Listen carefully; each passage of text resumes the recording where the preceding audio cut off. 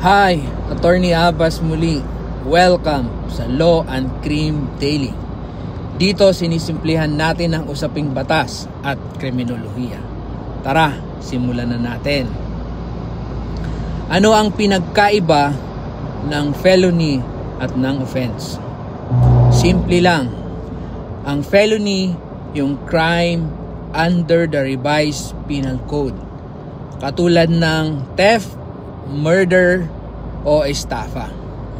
Ang offense naman, yung mga pinagbabawal o galing sa special laws.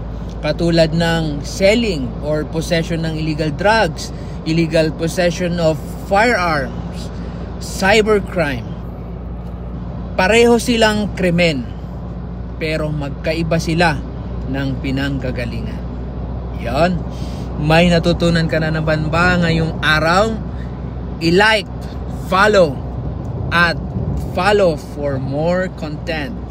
Bye!